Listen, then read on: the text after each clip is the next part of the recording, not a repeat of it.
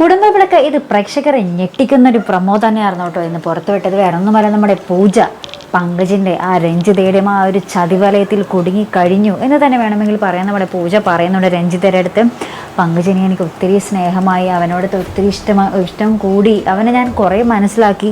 കാരണം അവൻ്റെ അടുത്ത് ഞാൻ ഒരു രാത്രി ഫുള്ളിരുന്നിട്ട് പോലും അവൻ എന്നെ എന്താ പറയുക മോശമായിട്ടുള്ള രീതിയിലൊന്നും തൊട്ട് പോലുമില്ല എന്നൊക്കെ പറഞ്ഞ് നമ്മുടെ രഞ്ജിതയുടെ അടുത്ത് ഇങ്ങനെ പറയുന്നുണ്ട്. ഇത്ര നാൾ ഞാൻ അവനെ തെറ്റിദ്ധരിച്ചു, പക്ഷേ ഇപ്പോൾ എനിക്ക് അവനോട് സ്നേഹമാണെന്നൊക്കെ ഇങ്ങനെ പൂജ പറയുന്നുണ്ട് കേട്ടോ. അപ്പോൾ നമ്മുടെ രഞ്ജിത, നീ ഇപ്പോഴെങ്കിലും അവനെ മനസ്സിലാക്കിയല്ലോ എന്നൊക്കെ ഇങ്ങനെ പറയുന്നുണ്ട് കേട്ടോ.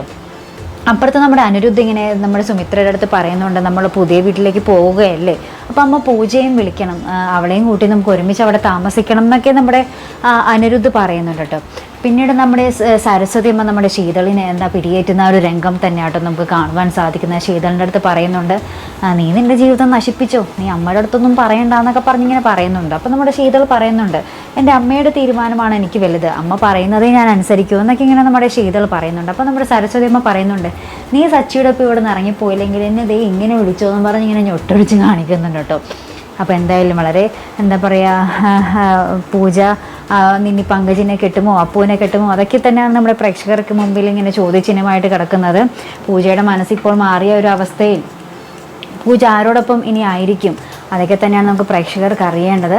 അപ്പോൾ അതിനൊക്കെയായിട്ട് നമുക്ക് കാത്തിരുന്ന് കാണാം. അപ്പോൾ ഇതുപോലെ പ്രൊമോ റിവ്യൂസിനും എപ്പിസോഡ് റിവ്യൂസിനും ഒക്കെ നിങ്ങൾ മറക്കാതെ ചാനൽ സബ്സ്ക്രൈബ് ചെയ്യുക. അടുത്തൊരു വീഡിയോയുമായി വരുന്നത് വരയ്ക്കും ബൈ.